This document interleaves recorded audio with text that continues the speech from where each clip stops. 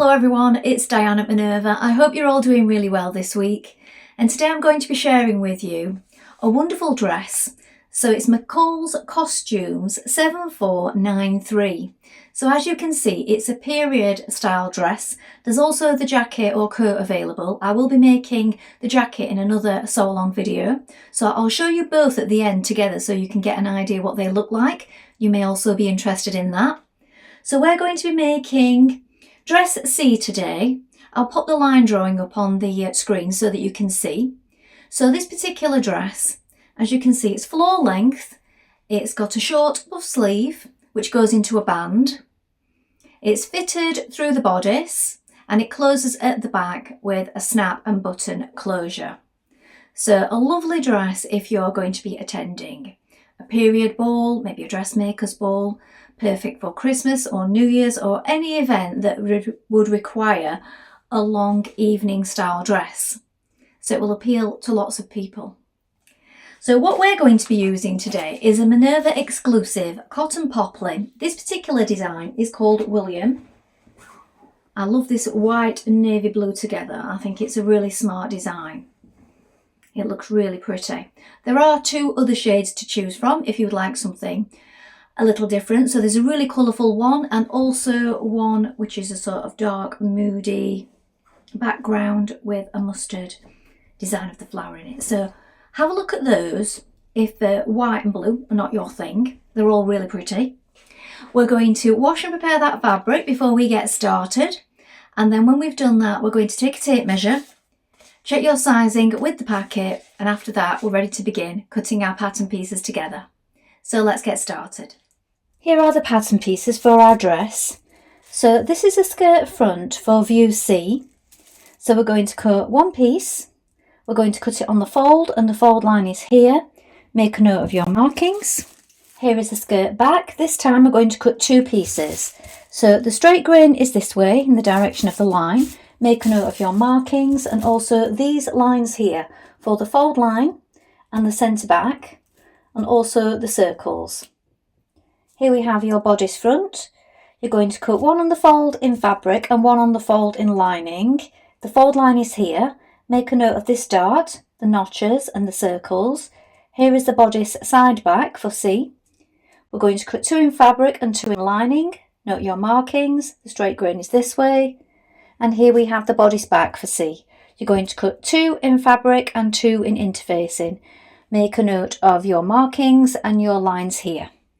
Here is the sleeve for view C. You're going to cut two pieces. The straight grain is this way. Make a note of your markings. Here we have the sleeve band. Again, you're going to cut two in fabric. The grain line is this way. Make a note of these circles and also the fold line here. And then we have the bodice back lining for C. You're going to cut two in lining. Now we're ready to begin making our dress. So first of all, wind half of your thread onto your machine spool, and then when you've done that, check your needle. So you may need to change it or change it to the right one. Today I'm using a sharp size 70. Just play around with this and see what works best for you, your machine and the fabric. Then once you've done that, you want to apply the interfacing to the pieces that need it, and then we're ready to get started. So let's begin. First of all, we're going to create the darts in our front bodice. So we have our markings at the bottom, so here and here. Now you may not be able to see that, but I have a chalk mark just there, look. This pinhead here, that's the point that we're working towards. So we want to bring right sides together, like this. So you're bringing those markings at the bottom together. We're working towards that pin there, that dot. So we're working towards it in a gradual V. We want to come off at the very end and let our threads run free. So don't come off too suddenly. Go to a gradual V, let your thread run free. Then once we've done that, we can knot those threads down towards the point. And it helps if you make your stitch a little smaller, just for creating the dart as well.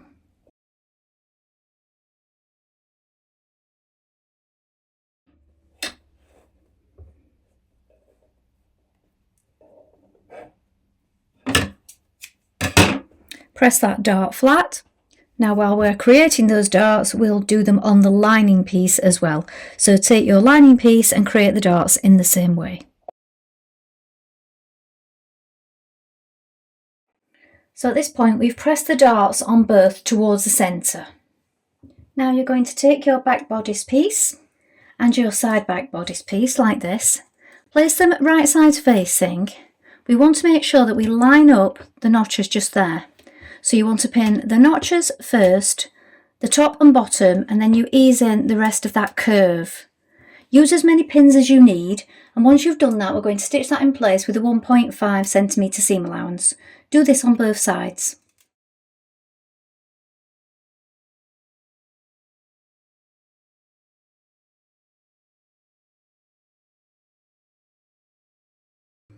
You may want to trim that seam a little and snip into it.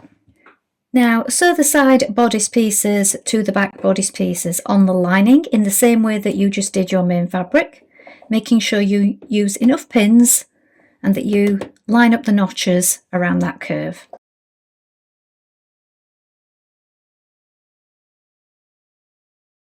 Again, trim away a little excess and just snip around the curve just to help it lie flat. When you've done that, press these seams on both the lining and the main fabric. Now you're going to pin your back bodice pieces to your front bodice piece like this, right sides facing. We're going to pin it at the shoulders, matching the notches, and we're also going to pin it at the sides here. So again, make sure you line up those notches. We're going to stitch both these seams with a 1.5 centimetre seam allowance.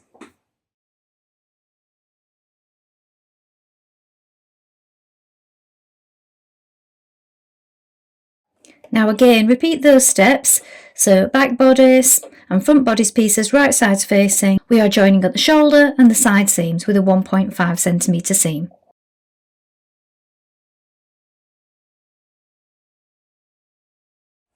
Now you're going to stitch the bodice lining to the bodice back at the long straight edge here. So this is a self-facing down the back. I'm going to stitch that in place on both sides. So again, a 1.5 centimetre seam.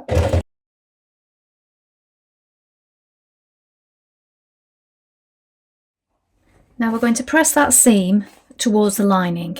You may want to trim it a little first. Now you're going to turn back the facing to the inside like this. So we have a fold line. So I've just popped a pin just there to keep it straight, look. We've got two lines here at the top. So one is where we fold it and the other one is noting the centre back. So we want to fold it back like this. Here is our lining and our main fabric, right sides facing. We're going to pin it around the neckline, matching the shoulders, all around the neck, up the other side, and we do the same on the other side like this, look. And now we're going to stitch that in place. So we want to make sure that we have that lined up correctly on both sides. I'm going to stitch across it. So again, we're stitching it with a 1.5 centimetre seam. Then once you've done that, you can trim a little of the excess away and also snip into the curves a little.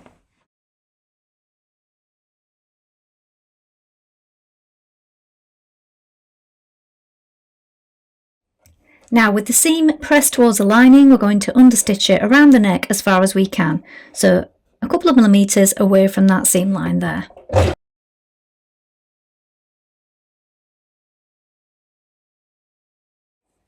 Now pin around your armhole. You're now going to baste these edges together, ready for adding in our sleeve.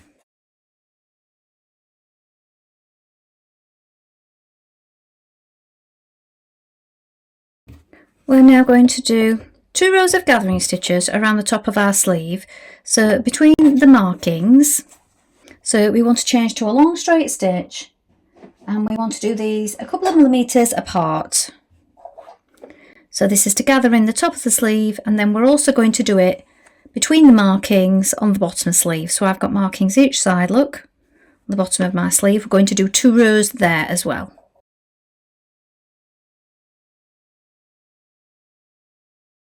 Now on the bottom of the sleeve. Now sew the underarm seam of your sleeve, so bring right sides together, the short edges here, sew with a 1.5 centimetre seam. Then once you've done that, you can edge finish it in your chosen method, so either an overlock or a zigzag finish. Next we're going to be preparing our sleeve bands. So we're going to be sewing the short edges together. but it does say to turn up 1 centimetre of the lower edge. I find it's best to press it up before you join the ends because it just makes it easier. So then when you join the ends, just open that folded edge up out like this, but then you can flip it back up once we've joined that seam. So again, we're joining that with a 1.5 centimetre seam on both bands.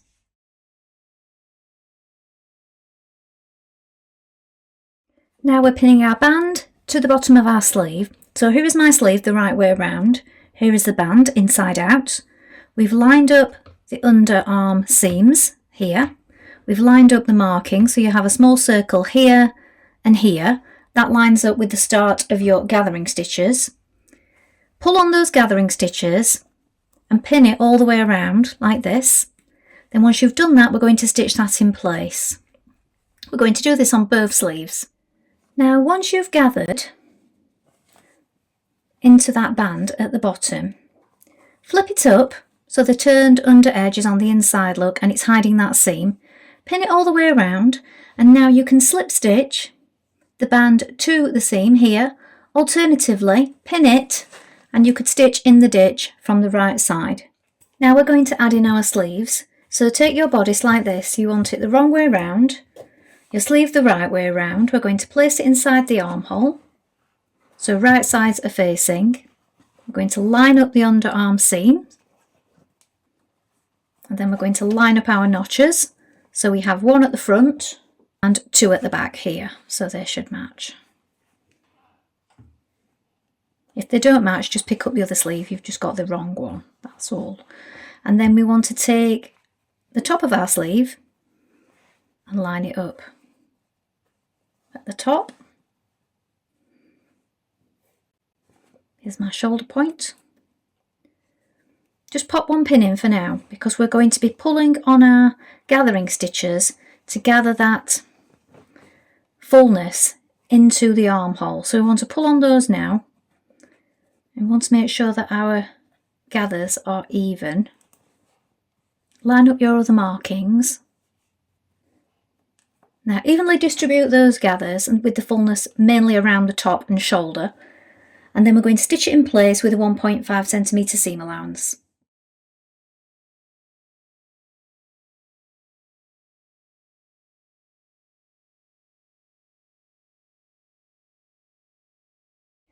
Now we're going to take our skirt back pieces, and where the extension part is here, we're going to make a narrow hem, and it's going to amount to 1.5, so we should turn it over twice like this. We do this on both sides.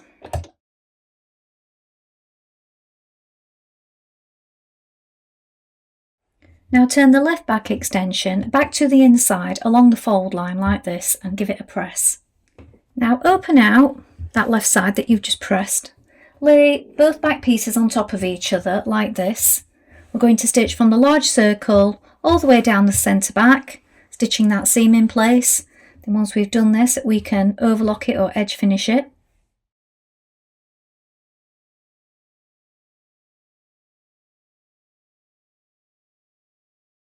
Place your skirt so you've got left over right on the outside. So this is the left one that we folded back, look. And just at where we stop stitching there, we're just going to stitch across here just to keep those 2 in place. I've also put a few edge finishing stitches, so I've overlocked mine just here on each piece and a pin to keep them together. I'm going to pop another one in now just on top. And we're just stitching across here, and that's just so that that opening there will stay put.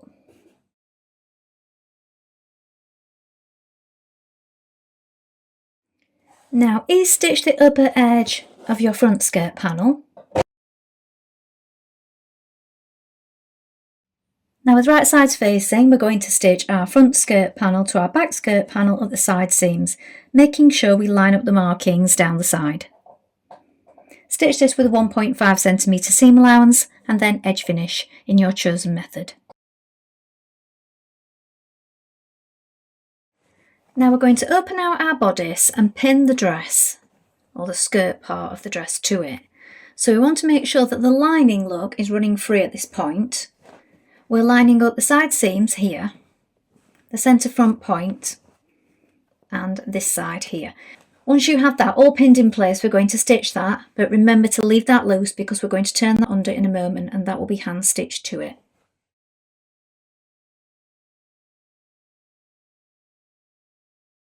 Now on the inside, we're going to turn up our lining, so you might want to press it up, the seam allowance, and then on the inside, look, we're going to pin it. So the seam is going upwards into the lining. We've folded everything back, so our facings line up just here, look. And then once we've got it all pinned in place, we can slip stitch that lining to where the skirt meets the dress bodice.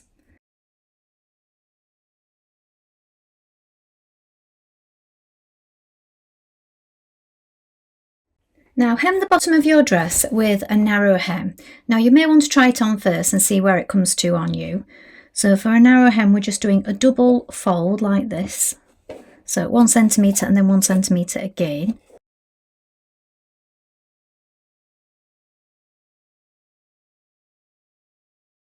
Now at this point you want to place your pattern piece for your back on again, just so that you can check your button hole markings.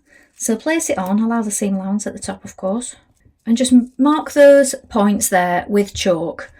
We are now going to create our buttonholes. So it's buttonholes on the top part, and then as it goes into the skirt part here, we're going to be using some snap fasteners. Now we're sewing on the buttons, so I always find it's best to put the top one on first and then mark the next one down. So my top one is here, look, here is the next one. Find the centre and just do a few stitches and then sew it on from there, and then button that one up and do the next one. Just find it works easier if you do it this way. So here's the finished dress. It's a good fit. The only thing I think is a little bit tricky is buttoning up yourself at the back. So a little tip for that. If you think you're going to be alone getting dressed and you find the buttons at the back tricky to do up on your own, what you could do is you could do them as mock buttons at the back and potentially put in at the side a concealed zip to make it easier to get on and off, just so that it's looser here. I did button up the top two and found I could get it over my head. It was just the lower two that were tricky to do on my own. So I'll show you it on the mannequin as well so you can get a more close-up look. It does come to the floor look on me. So I'm 5'4" and I've made it as standard and it touches the floor. So this is the dress on its own. I'll also show you it with the jacket on. So as you can see, the neckline is a good tight fit, no gaping, it fits well around the bust, and I've done it to my measurements off the pattern, and the sleeves and around the arm, it all fits really well. So here you can see the top back of the dress more clearly, and as I said, if you felt you would struggle, just stitch this in place, put the buttons on top, and maybe put a zip in the side. You only actually need this part open, I found, to get it on, because the neck's quite wide and this is quite loose from the hip. So that's just something to think about if you think this will be tricky to fasten. So here's the jacket with the dress, just so that you can see the two together. I'll turn around so that you can see the back. So we have peplum back.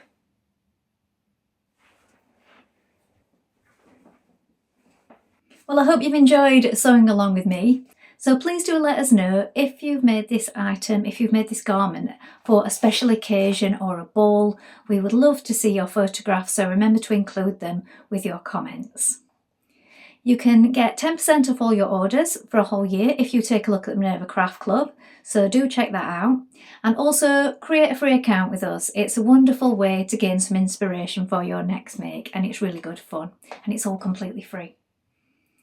That's all from me for today, but I hope to be back soon with more sewing inspiration for you. Thank you so much for watching today. Bye for now.